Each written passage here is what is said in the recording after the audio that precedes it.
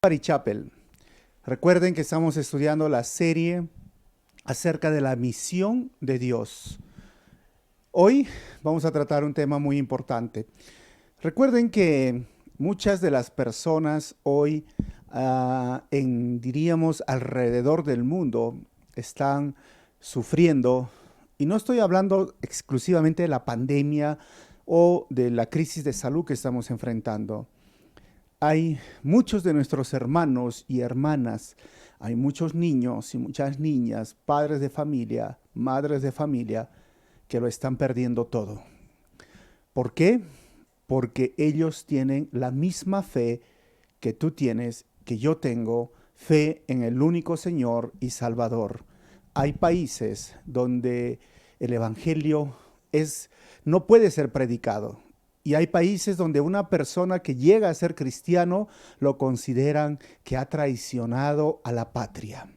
Les están quitando sus casas, están sufriendo hambre, persecución en medio de esta crisis de salud.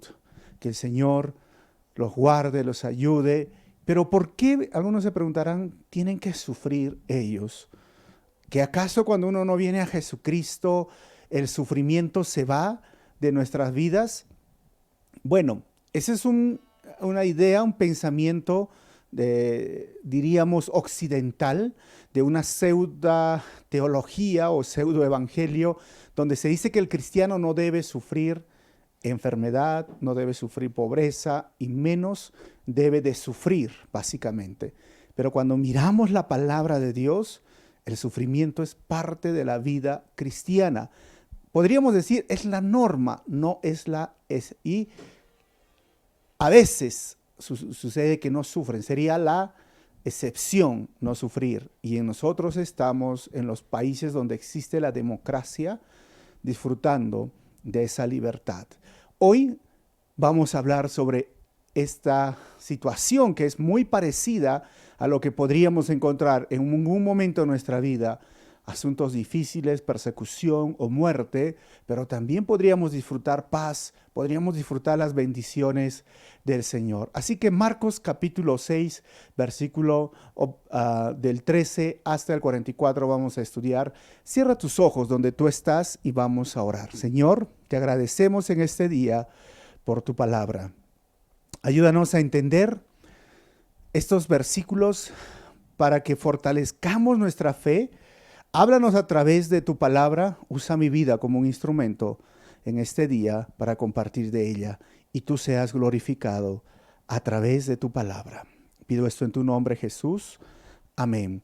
Así que el tema de esta porción del capítulo 6 es perder la vida o dar vida al cumplir la misión de Dios. Perder la vida o dar vida al cumplir la misión de Dios. Recordemos que Marcos, cuando él escribe su evangelio, ya habían fuentes escritas en ese proceso que él estaba de redacción de lo que nosotros llamamos evangelios sinópticos. Marcos escribe del 50 al 64 y entonces Marcos sirve como referencia para que se escriba el evangelio de Lucas más adelante y luego el evangelio de Mateo en el año 80. Pero también la tradición oral que influenció a Marcos influencia a Lucas y a la vez influencia a Mateo.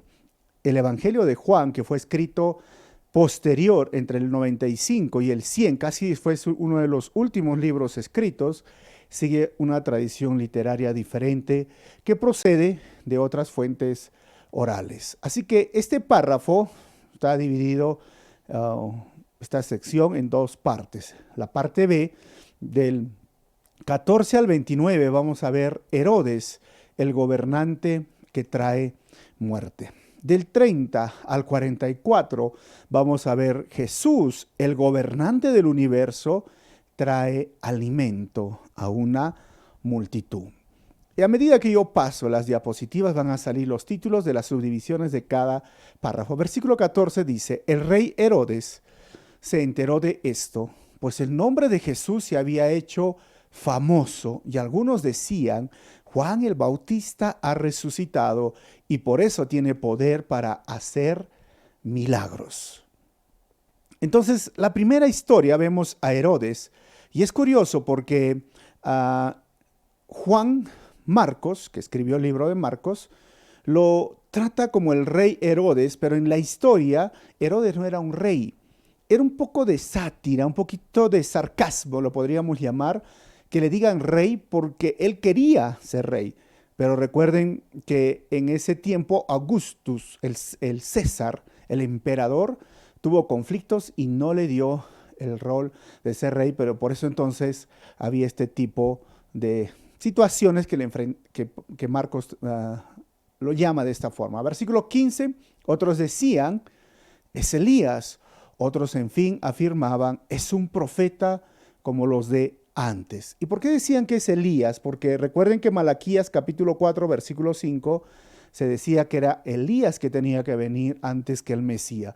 ¿Y por qué decían el profeta? Porque el profeta, en Deuteronomio 18:15, Moisés dice, van a venir un profeta y mayor que mí, dice Moisés ahí, a él tienen que obedecer. Así que ellos pensaban en todo Israel en ese tiempo, estaban esperando la llegada de Elías o el profeta, porque era alguien que iba a preceder o al Mesías que estaban esperando, pero el Mesías ya estaba allí. Y Herodes estaba tan confundido porque decía, ¿o es Juan el Bautista? ¿Y qué pasó? Porque decía que era Juan el Bautista, porque a ese momento Juan el Bautista ya no estaba con vida. Y pensaban que había resucitado. Miren, que es interesante que este mismo Herodes va a tener parte más adelante en los juicios de Jesús en la crucifixión, pero la perspectiva que él tiene es totalmente distorsionada. Creo que hay muchas personas hoy en el mundo que tienen una perspectiva distorsionada de quién es Jesucristo. Algunos piensan que es hoy día el hijo de la intercesora María. Ese no es el Jesucristo de la Biblia. Ese es el Cristo de la religión. Algunos piensan que Jesucristo hoy es aquel que tiene que brindarte solo amor y amor y amor. Pero eso no es el Jesucristo de la Biblia. El Jesucristo de la Biblia es el que hablaba palabras directas, firmes, y fue el que más habló del infierno, del juicio, de la condenación. Porque algunos piensan, no, Jesús es peace and love, ¿no? Solo es amor, y Jesucito estuviera aquí, nos amaría. No como otros que lo siguen y no aman. Bueno, esa es tu perspectiva porque no has estudiado ni has leído la Biblia. Y muchos piensan que Jesús es el que siempre tiene que estar ayudando y Jesús existe para ellos. O sea, hay personas en el mundo y aún cristianos que piensan que Jesús existe solo para bendecirlos. Pero recuerda que la Biblia no dice esto. Nosotros, los seres humanos, existimos para Él y le damos la gloria a Él. Y yo me rindo a Él, y yo me postro a Él, y yo me humillo a Él. La razón de mi existencia es para alabarlo, adorarlo y cumplir su misión. Por eso es que muchos tienen una idea distorsionada de Jesús, y aquí Herodes tenía una idea. ¿Quién será? ¿Elías, el que va a venir, el profeta? ¿O Juan? Porque él estaba mal. Versículo 16 dice, pero cuando Herodes oyó esto, exclamó, ¿Juan, al que yo mandé que le cortaran la cabeza, ha resucitado? ¿Y por qué dijo esto? Versículo 17. Herodes le quita la vida a Juan el Bautista. En efecto, Herodes mismo había mandado que arrestaran a Juan y que lo encadenaran en la cárcel. Herodes se había casado con Herodías. ¿Y quién era Herodías? Esposa de Felipe, su hermano. Acá tenemos a Herodes y Herodías. ¿Y qué sucedió con ellos? Bueno, lo que les voy a mostrar es un linaje, diríamos, de Herodes el Grande. Herodes el Grande tuvo muchas mujeres. Está Mariane 1, Mariane 2, Maltasé y Cleopatra y más que había por ahí. Entonces, no voy a pasar todo el tiempo hablando de esto, pero solo que quisiera mencionarte. En un círculo está Herodes Antipas. Del 4 a.C. al 39 después de Cristo se le conocía como el tetrarca de Galilea y Perea. ¿Y dónde está Herodías? Está más abajo, y su hermano Herodes Filipo I está con el otro cuadro rojo. Entonces, ¿cuál es la historia? Que Herodías, que vendría a ser la sobrina, porque era hija de otro medio hermano de Aristúbulo. Entonces se casó con Filipo. ¿Qué pasó? Dice que Herodes un día se encontraron en Roma, se enamoraron y dejaron el matrimonio. Herodes Antipas ya estaba casado y al final terminó Herodías, la cuñada de su medio hermano, la sobrina, termina casándose al final con Herodes Antipas y Herodes Antipas dejó a su mujer. Se les conocía a los tetrarcas porque cuando murió Herodes el Grande se dividió en 4 partes toda esa región. O sea, Galilea y Perea era gobernado por Herodes, como está en el mapa, y Felipe gobernaba lo que era Iturea y Traconitide, ¿no? Y luego vamos a ver más adelante esos conflictos. Cuando pasemos el libro o lleguemos al libro de Hechos, vamos a hablar todo esto. Pero ese era el conflicto. Entonces, ¿quién era Herodías? Herodes ya sabemos que era el gobernador de ahí, de esas regiones, y por eso que a Jesús lo llevaron también, a donde él era la cuñada y sobrina. Evidentemente Juan no hizo excepción con su mensaje. Es interesante porque Juan predicaba en el desierto, en el río, pero nunca dejó de ser influencia en la sociedad con su mensaje, estilo de vida, y su mensaje iba directo también a las autoridades. Versículo 18 dice, y Juan le había estado diciendo a Herodes, la ley te prohíbe tener a la esposa de tu hermano. Y ahí Herodías no le gustaba escuchar eso. ¿Por qué? Levíticos 18:16 dice, no tendrás relaciones sexuales con la mujer de tu hermano, porque sería como tenerlas con él mismo. O sea, así de grave, sí. Entonces este Herodes, cuestionado por Juan, estaba infringiendo lo que decía. ¿Y por qué es importante la ley? Porque él era parte de las tradiciones judías, obviamente no era judío, era de Edom. Entonces el conflicto se originó ahí y Herodías no le gustaba. Versículo 19 dice, por eso Herodías le guardaba rencor a Juan y deseaba matarlo, pero no había logrado hacerlo. 20, ya que Herodes temía a Juan y lo protegía. O sea que Herodes temía a Juan. Sí. ¿Herodes protegía a Juan? Sí. ¿Qué dice el texto? Pues sabía que era un hombre justo y santo. Cuando Herodes oía a Juan, se quedaba muy desconcertado, pero lo escuchaba con gusto. Esto es muy interesante lo que estamos viendo aquí. O sea, tenemos a Herodías que lo odiaba porque obviamente el mensaje de Juan no le gustaba y iba en contra de su pecado. Herodes lo escuchaba, quizás podría decir, tenía este tipo de afinidad al mensaje, él sabía que era un hombre justo, un hombre santo, pero ¿realmente él quería conocer a Dios? Bueno, en esta situación donde se encontraba, en ese contexto, el mismo Herodes, por Herodías y todo, lo llevó a la cárcel a Juan. ¿En qué cárcel estaba Juan? Juan estaba en una celda que se llamaba Macario, que quedaba a la costa oriental del Mar Muerto. Ahí estaba Juan el Bautista encarcelado por el mismo Herodes. ¿Por qué? Porque aquí nos muestra algo muy interesante de las características del ser humano. Hay muchas personas que les gusta el mensaje. Hay muchas personas que te pueden decir, sí, me gusta tu religión y Jesucristo me queda muy bien, pero no sé, yo todavía voy a arreglar unas cuantas cositas, o todavía voy a dejar arreglar mi pecado, arreglar mis cosas y después sigo a Jesús. O te pueden decir, mira, tú con tu religión, yo con mi religión. La verdad es que Herodes está haciendo algo que muchos hoy en este contexto lo están haciendo.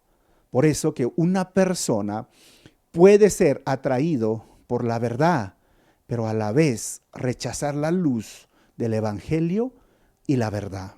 Miren, una persona puede ser atraído por la verdad, pero a la vez rechazar la luz del evangelio y la verdad. Es interesante esto, porque a algunos les gusta la Semana Santa, les gustan las palabras de Jesús y usan las palabras de Jesús cuando hablan o dan su discurso, pero no quieren que esa verdad y esa luz entre a su vida. ¿Y por qué?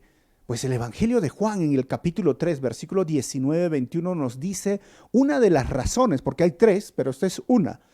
Esta es la causa de la condenación, dice Juan, que la luz vino a este mundo, pero la humanidad, ¿sabes?, prefirió las tinieblas a la luz, porque sus hechos eran perversos. Versículo 20, pues todo el que hace lo malo aborrece la luz y no se acerca a ella por temor a que sus obras queden al descubierto. 21, en cambio, el que practica la verdad se acerca a la luz para que se vea claramente que ha hecho sus obras en obediencia a Dios.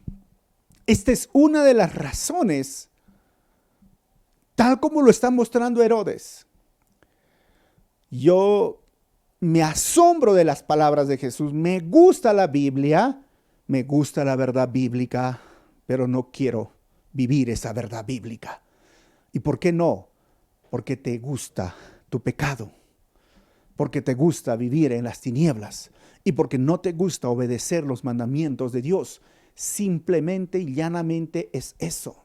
A veces estamos animando a personas, sí, pero ¿por qué no puedes entender? Yo te he dado mi mejor sermón, mi mejor explicación de la salvación de Jesucristo, pero ellos prefieren tener las cosas simplistas, fáciles y prohibidas que dice la palabra, porque aman, lamentablemente, su pecado, su vicio, su estilo de vida, aman las cosas fáciles. Hoy, por ejemplo, muchas personas no quieren llegar a casarse porque saben que el matrimonio va a tener muchas responsabilidades y el ser humano prefiere sexo sin compromiso, sexo fácil, sexo sin tener ninguna responsabilidad. Es decir, quieren evitar muchas cosas y prefieren vivir en tinieblas, prefieren vivir en oscuridad que venir a Jesucristo y tener esta verdad y decir, no vas a tener relaciones sexuales hasta después del matrimonio. Ahí dices, uy, pero casarme, mira, tanto dinero. ¿Y quién te dijo que cuesta tanto dinero? No, es que tenemos que invitar a... Mira, la verdad es que eso son excusas. Porque el que quiera andar en la verdad va a vivir esa verdad de la forma que él realmente lo busque, y es simplemente un matrimonio con Dios y nadie más. Eso de las tradiciones culturales, de invitar tanta gente hoy día, mejor yo los animo a los jóvenes, cásense virtualmente. ¿Cuántos invitados? Nada, ustedes dos o su familia, los que van ahí. Hoy día es fácil casarse, pero algunos no desean. Bueno, un tema aparte. Pero lo que estamos viendo es que muchas personas hoy les gusta saber de Jesús, sus palabras, pero no quieren vivir esa verdad. Versículo 21. Por fin se presentó la oportunidad en su cumpleaños. Y Herodes dio un banquete a sus altos oficiales, a los comandantes militares y a los notables de Galilea. Miren, hay tres tipos de gobernantes. 22. La hija de Herodías entró en el banquete y bailó. Y esto agradó a Herodes y a los invitados. Y pídeme lo que quieres y te lo daré, le dijo el rey a la muchacha. Y esta muchacha se llamaba Salomé. 23. Y le prometió bajo juramento, te daré cualquier cosa que me pidas, aun cuando sea la mitad de mi reino. Otra vez, no tenía reino, solo eran provincias. Y es interesante aquí cómo las palabras nos pueden conducir a cometer grandes pecados y debemos de ser muy cuidadosos al usarlos. Esas palabras, ahora vamos a ver lo que va a causar. 24. Ella salió a preguntarle a su madre, ¿qué debo pedir? La cabeza de Juan el Bautista, pues, contestó. 25. Enseguida se fue corriendo la muchacha a presentarse al rey a su petición y dijo, quiero que ahora mismo me des en una bandeja la cabeza de Juan el Bautista. Miren, hermanos, hay que cuidar las palabras porque a veces en momentos así emocionados decimos palabras que después ya no las podemos regresar.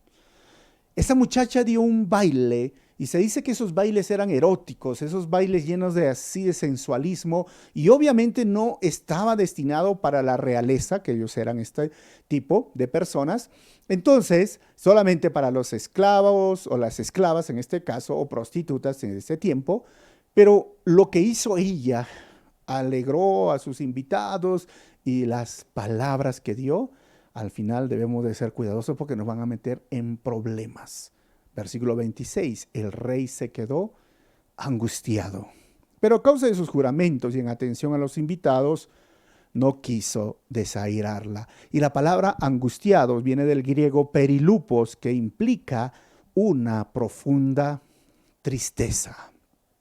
Ahora, cuando hablamos de esa profunda tristeza de Herodes, ¿realmente él no quería hacerlo? Realmente podríamos pensar, sí, él estimaba a Juan, lo consideraba un santo, lo consideraba un hombre temeroso. ¿Y por qué está haciendo esto? Al final, hermanos, lo que hacemos bajo presión a menudo demuestra lo que somos. Lo que hacemos bajo presión a menudo demuestra lo que somos. Y si tú eres joven y te sientes presionado por tus amigos y al final terminas cediendo, demuestra lo que eres. Y si tú eres hombre y cedes a la presión de la tentación y al final demuestra que sigues siendo o eres el mismo pecador, o mujer, o cualquier persona, por las debilidades o las luchas que tengas. No se ve cuando estés en paz y tranquilidad, se ve en momentos de presión. El carácter, la integridad se ve en los momentos de presión, no se ve en los momentos de tranquilidad. Así que ten mucho cuidado cómo tú respondes a la presión. Mantente firme, mantente sólido y mantente en la convicción de Jesucristo como tu Señor y Salvador. Y en ese momento recuerda quién eres tú. Eres un hijo de Dios, eres una hija de Dios y vive en integridad. Vive como José, que dijo: no puedo pecar ante Dios y tener relaciones sexuales con usted, a esa señora que le estaba persiguiendo. Vive como Daniel, que dijo: no me voy a contaminar con la comida de los babilonios ni con el estilo de vida que tienen ellos. Yo voy a tener mi dieta especial y me voy a reservar y cuidar de todo este pecado que hay aquí. Propuso en su corazón no contaminarse. Haz esto antes de que venga la presión. Porque si tú no tomas decisiones, si tú no tienes una identidad de hijo de Dios, de hija de Dios, ahora mismo va a haber momentos de presión en toda la vida. Y tienes que entender que tienes que reflejar a Jesucristo. Así que en momentos de presión o de lucha se ve realmente quién eres. Herodes demostró quién era. 27. Miren quién era Herodes. Así que enseguida envió a un verdugo con la orden de llevarle a la cabeza de Juan. El hombre fue, decapitó a Juan en la cárcel. 28. Y volvió con la cabeza en una bandeja. Se le entregó a la muchacha y ella se la dio a su madre. 29. Al enterarse de esto, los discípulos de Juan fueron a recoger el cuerpo y le dieron sepultura. Recordemos a Juan el Bautista en el río. Recordemos a Juan bautizando a nuestro Señor Jesús. Recordemos a Juan diciendo: he aquí el Cordero de Dios que quita el pecado del mundo, y el cual yo no soy digno de desatarle la sandalia de sus pies. Terminó su tiempo cumpliendo la misión de Dios. 18 meses de ministerio cumpliendo la misión de Dios. Juan el Bautista murió. Y algunos se preguntarán: ¿pero por qué murió? Por su fe. Pues hermano, por su fe. Por eso ese pseudo evangelio de decir que el ser cristiano te libra del sufrimiento, del dolor, de la enfermedad, de la promesa, no es bíblico. Porque aquí vemos hombres de Dios, y no solamente esto, lee Hebreos, pero todo el capítulo 11, no solo los primeros versículos, vas a ver, dice que por su fe, sí, vencieron gigantes, sí, Derrotaron ejércitos, sí, los muros de Jericó cayeron, pero también continúan los siguientes versículos donde dice que por su fe fueron maltratados, aserrados, los cortaron en la mitad, los echaron a las bocas de los leones, los crucificaron, los torturaron por su fe. Ese es el evangelio. A veces nos toca sufrir por la causa de Jesucristo, o a veces nos toca la bendición de estar en paz y disfrutar de un trabajo. Y si tú tienes la bendición de Dios, disfrútala. Porque sabes, hoy, en medio de este contexto, muchos están sufriendo, igual que Juan el Bautista, por cumplir la misión de Dios. Y la segunda parte de este párrafo que vamos a estudiar, recordemos que Jesús envió 12 a sus discípulos a una misión, a su misión, y ahora regresan. Y mire, y ahí nos dejamos con Jesús en este mar de Galilea. Del 30 al 34, Jesús tiene compasión de la multitud y los alimenta espiritualmente. Y vamos a ver, Jesús, el gobernante del universo, ahora trae alimento a una multitud. 30, los apóstoles se reunieron con Jesús y le contaron lo que habían hecho y enseñado. Miren que es algo muy interesante esto. ¿Por qué? Porque ese es el proceso para hacer la misión de Dios. Los llama a sus discípulos, los discipula, los capacita, los envía, los mentorea. Ahora dice, a ver, ¿qué es lo que han hecho? Y los discípulos venían con tanto de alegría y de gozo con todos los evangelios sinópticos paralelos. Decía, Jesús, hasta los demonios se sujetan en tu nombre. Venía un demonio, y tú le decías, en el nombre de Jesús se liberaba. Mira, hemos hecho sanidades, hemos visto los enfermos siendo sanados, los leprosos siendo sanados. Realmente hemos hecho cosas espectaculares, Jesús. Realmente el poder de Dios, el reino de los cielos ha llegado. Jesús, estamos tan felices. Y Jesús los va a seguir mentoreando, capacitando. Ese es el proceso. Y vamos a ver esta historia, versículo 31. Y como no tenían tiempo ni para comer, pues era tanta gente que iba y venía, Jesús les dijo, vengan conmigo ustedes solos a un lugar tranquilo y descansen un poco. El descanso en la misión de Dios es algo muy importante. Miren, otra vuelta regresamos. ¿Cuál es el proceso para ir a la misión de Dios? Los llama, los discipula, los capacita, los envía, los mentorea, pero les enseña a descansar. ¿Por qué es importante el descanso? Porque es muy, muy importante apartarse un momento. Se dice que muchos latinos son trabajólicos, ¿no? Hay algunos que no. Y saben que es workaholic, de la palabra en inglés, viene trabajólicos, adictos al trabajo. Aunque algunos ya están perdiendo esa pasión, pero me acuerdo que algunos misioneros que yo cuando era niño, que venían de los Estados Unidos o de Europa, eran trabajólicos y ahí me dejaron, me influenciaron. Bueno, mi familia también. Y mi esposa y yo somos trabajólicos. Algunos dicen, oh, tienes que descansar. Miren, cuando empezamos la iglesia, el ministerio, no descansábamos. Trabajábamos y trabajábamos duro, haciendo muchas cosas. Y al final hemos sufrido las consecuencias. Y es importante aprender a descansar. Y en medio de esta pandemia igual estuvimos. Y uno tenemos que guardar. Nuestro día de descanso es el lunes. Yo sé que tú tienes un día de descanso, pero es importante. ¿Por qué? Porque 6 días trabajó el Señor, el descanso en la teología de la creación, y un día debes de descansar. Es muy importante relajarte. Y cuando estás cumpliendo la misión de Dios, es importante encontrar también descanso. Pero no todo el tiempo vas a descansar. Es un día, ¿no? Un día, recuérdalo. Y el Señor les dijo, aprendan, ven, vamos a descansar. Han hecho, se han esforzado, han ido por varios pueblos, han visto, están emocionados. Vamos a descansar. ¿Y qué sucedió? Versículo 32. Así que fueron solos en la barca a un lugar solitario. 33. Pero muchos de los que los vieron salir los reconocieron y desde todos los poblados corrieron por tierra hasta allá y llegaron antes que ellos. ¿Qué significa? Miren, se embarcan en ese bote, ya hemos visto las características, como para 10 o 12 personas, y cuando lo ven a Jesús, los que están al borde del mar, de Galilea, de este lago, dice, es Jesús. Y donde Jesús se movía, ellos fueron corriendo y corriendo y corriendo y corriendo y no le perdían de vista. Decían, mira, se va a ir a poner a este lado, 34. Y cuando Jesús desembarcó y vio tanta gente tuvo compasión de ellos. ¿Por qué?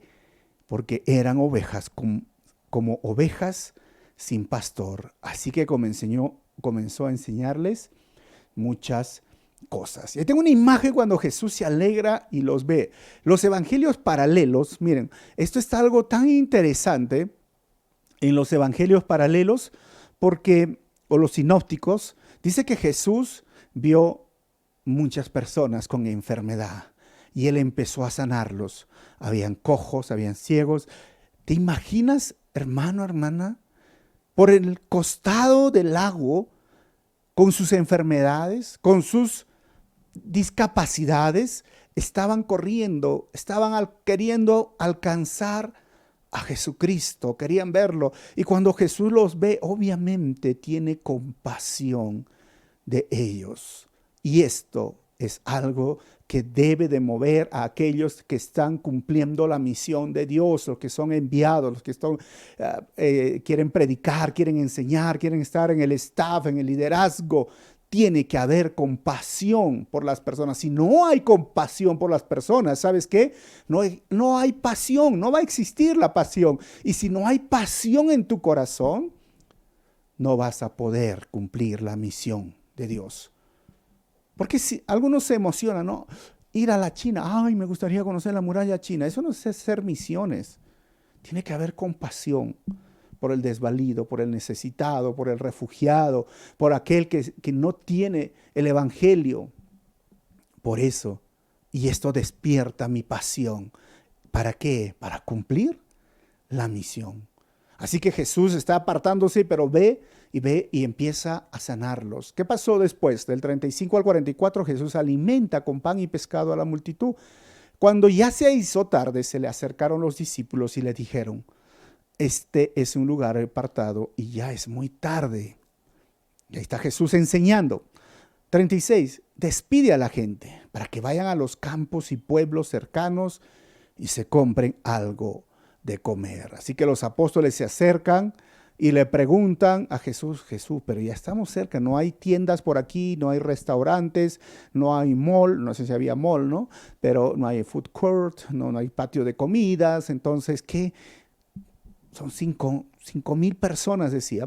Pero Jesús empezó a enseñarles la palabra. Y Jesús no daba un sermón, porque ahora dicen, no, ¿cuánto tiempo vamos a enseñar? 12 minutos, 15, no. Jesús enseñaba y enseñaba y enseñaba y enseñaba y habían preguntas y preguntas y enseñaba. Y los discípulos obviamente dijeron, Señor, hay un problema. Jesús, ¿cuál es el problema? Hay muchas personas, no tenemos que comer y mejor de una vez, antes que sea tarde, mándalos, que vayan a comer. Pueden llegar todavía a unos pueblos. Hermanos, aquí vemos algo, la necesidad de las personas es la necesidad de Dios. Tuvo compasión de ellos. Y la misión de Dios es suplir las necesidades de las personas. Y obviamente que la iglesia es la encargada de cumplir la misión de Dios. Y obviamente cuando yo les digo, bueno, lunes es nuestro descanso, eso no significa que no te voy a responder a una llamada o conversar, o si hay una necesidad, bueno, voy a estar contigo, voy a orar, vamos a estar en consejería, o voy a salir a verte en esta situación que estamos viviendo de crisis, porque es nuestra pasión las personas. Ustedes que son parte de la iglesia, donde puedan estar, y no solamente de Arequipa, nosotros siempre estamos en contacto con personas de varias provincias, departamentos y aún países cuando dicen, necesito un consejo.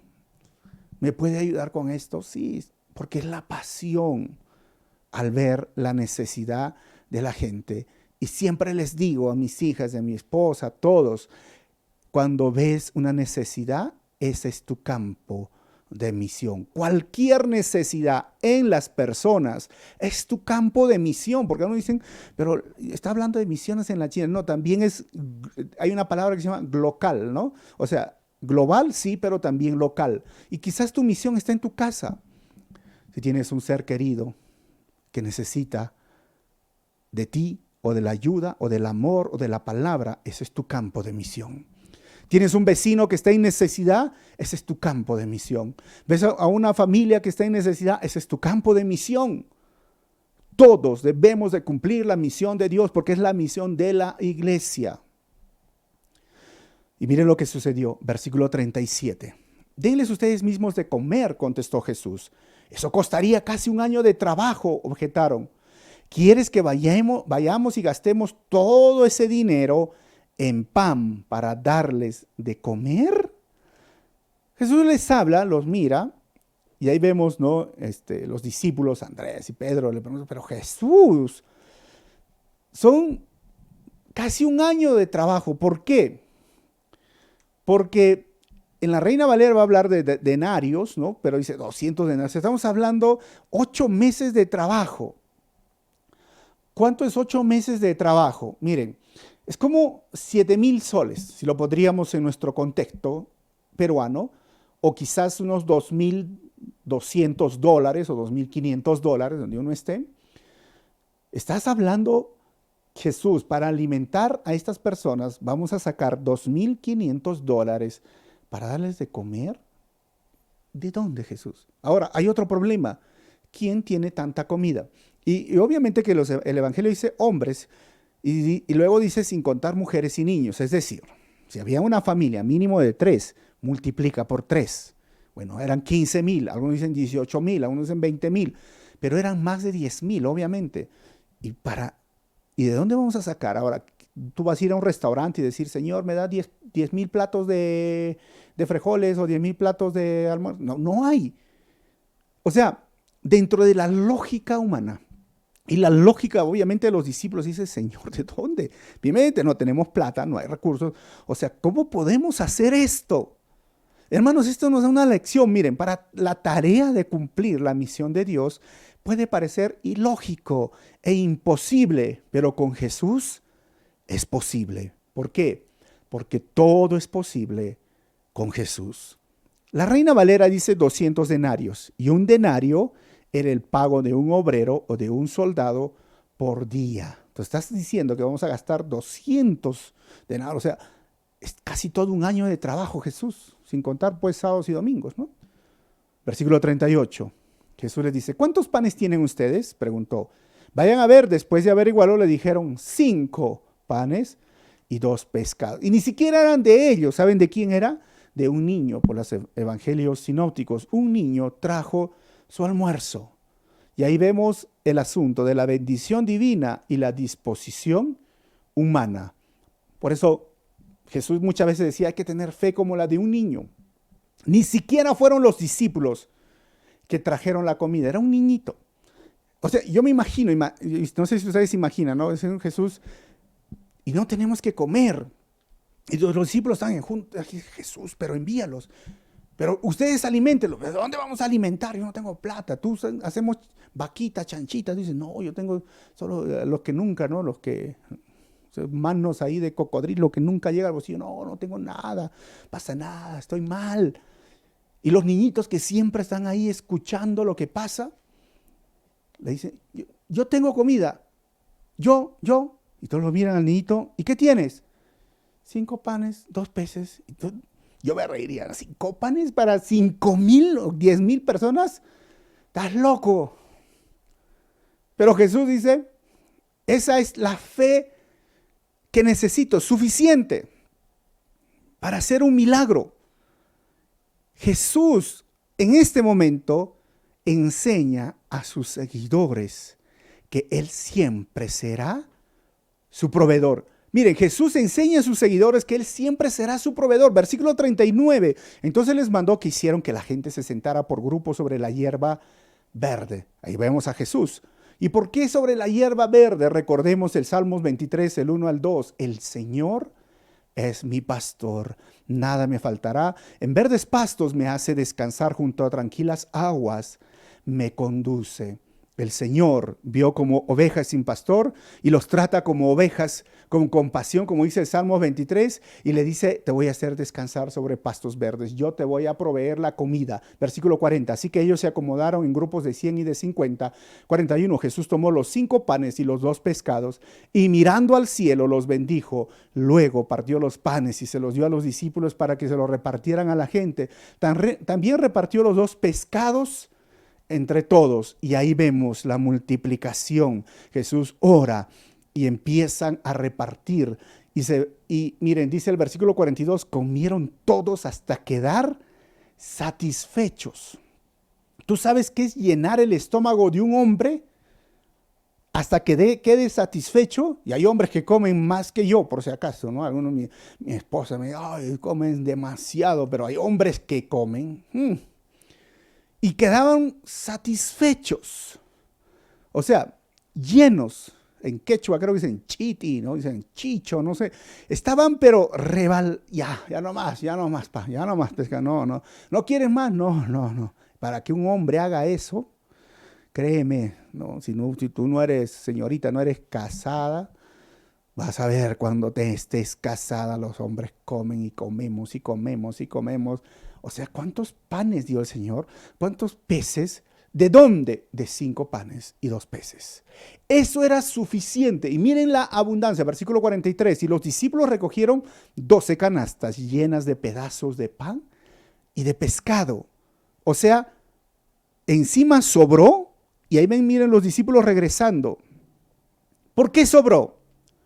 Porque aquí el discipulado de estos seguidores, de los 12, era, mira, te llamo, ¿sí? Te capacito, igual, te envío, te voy para allá, vamos, eres discipulado, te envío, regresas, mentoreo. Ellos habían visto el mover de Dios, los milagros de Dios, pero todavía no estaban entendiendo quién era Jesús. Ellos estaban haciendo la misión de forma así, intelectual, pero el asunto que creemos igual en Calvary Chapel es un asunto de fe. La misión se hace en fe, la obra de Dios anda en fe. Y creemos que Dios es el dueño de la iglesia, es su misión, es su reino. Y Él dijo, yo estaré con ustedes todos los días hasta el fin del mundo. Y ellos tenían que entenderlo. Y ¿sabes qué? Dijeron, no tienen para alimentar, ahora yo les voy a dar alimento a ustedes. Cada uno se va con su canasta. Porque cuando Dios bendice, bendice en abundancia. Porque cuando Dios da, ¿sabes? Da en abundancia. Y cuando Dios multiplica, el esfuerzo humano alcanza para muchos. El factor humano, el factor divino. Este niño trajo alimento y Dios lo multiplicó en 10,000, 15,000, 20,000. Solo necesitamos la disposición del corazón como de ese niño. Tú quieres ver el mover de Dios, tú quieres ver cómo la obra de Dios avanza, cómo Dios provee las necesidades. Solo necesitamos, como diría el Señor, esa fe del tamaño de un grano de mostaza. Cuando empezó la pandemia y escuchaba los testimonios de algunos de mis hermanos en el Mirador o del proyecto social que teníamos con niños, y decíamos, ¿y cómo vamos a hacer? ¿Cómo podemos ayudar? Porque ese es el campo de misión. Cada necesidad es mi campo de misión. Nos mirábamos con mi esposa y decíamos, ¿cómo vamos a hacer? Quizás no hay dinero, pero de 20 en 20, ofrendas de 50 en 50, de 100 en 100, de 150, de 200, de 500. Hemos entregado canastas todos estos meses. Porque Dios es tu proveedor. Porque Dios es el que te ha llamado, te ha capacitado. Y no es que simplemente ahora, y ahora yo recibo. Si tú estás escuchando y eres del Mirador. No, tú también tienes que dar. Porque esta es la misión de Dios. Y ves una necesidad, suple esa necesidad. Y recuerda que Jesús asegura proveer nuestras necesidades. No siempre los caprichos. Pan y pescado. Y todos aquellos que han recibido una canasta, una bolsa de comida, sean vecinos, amigos en Mirador, han tenido lo básico. Y créanme, algunos han engordado, están más gorditos. ¿Por qué? Porque Dios nos cuida, Dios nos protege. No nos ha hecho faltar el pan de cada día en nuestra mesa. Eso es una de las razones por las que estamos en casa. Porque si tú preguntas, ¿pero por qué, Señor? Para que entiendas que Jesús es tu proveedor. Pero no hay trabajo, pero Jesús es tu proveedor. ¿Te ha faltado comida? Pero es que no estoy saliendo de casa. Es Jesús tu proveedor. Has tenido en casa siempre, de alguna u otra forma, y aún moviendo a personas que no son cristianas, el pan ha llegado a tu casa. Contaría un montón de testimonios, personas tocando nuestra casa, trayéndonos tortas, trayéndonos leche, trayéndonos comida, porque Dios es nuestro proveedor. Versículo 44 y termino. Los que comieron fueron 5,000. 4 conclusiones. Primero, muchas personas pueden ser atraídas por la luz y la verdad, pero no permiten que esa luz y verdad entre en su vida. Pregunta, ¿qué persona eres tú? Número 2, bajo presión y en medio de las dificultades, se sabe qué tipo de fe tenemos o qué tipo de personas somos. Así que mantén firme tu fe en medio de esta situación. Tercero, la misión de Dios se cumple en equipo y es un proceso continuo de aprendizaje para los que desean ser enviados. Y número 4, Jesús es el proveedor de nuestras necesidades, mas siempre veremos el factor divino y el factor humano en el proceso. ¿Tienes necesidad económica en tu casa? ¿Ya se acabó el trabajo? ¿Ya se acabaron los ahorros y tú te estás preocupando de dónde viene la comida? Vamos a orar y vas a ver el mover de Dios. Pero se necesita fe, como de ese niño que trajo el factor humano. Voy a hacer algo y vas a ver la provisión de Dios.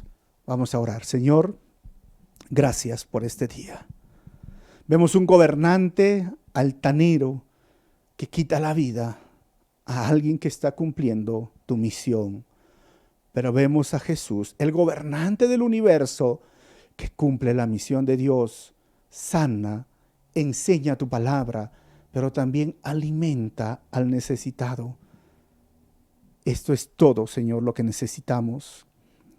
Y yo oro en este momento por cada persona que está escuchando este mensaje, que si hoy ya no tiene los ahorros, ya no tiene el trabajo, ya no hay para comer, provéele, Señor, de forma milagrosa. Ellos necesitan creer en ti y vamos a ver, Señor, cómo tú vas a obrar y ellos van a contar sus historias para darte la gloria a ti.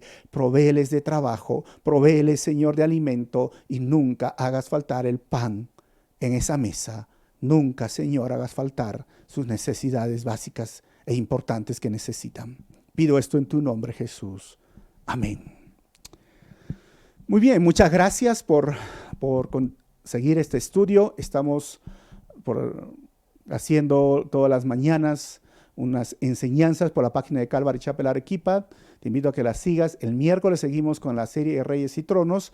Y no quiero terminar sin saludar a todos los padres que están viendo. Feliz día, papá. Feliz día, papá, que estás ahí con familia. Comparte, disfruta este tiempo. De parte de la iglesia de Calvary, queremos darte un fuerte abrazo virtual. Pasa un buen día, no te enojes y disfruta a la familia, a los hijos. Nos vemos, hasta la próxima.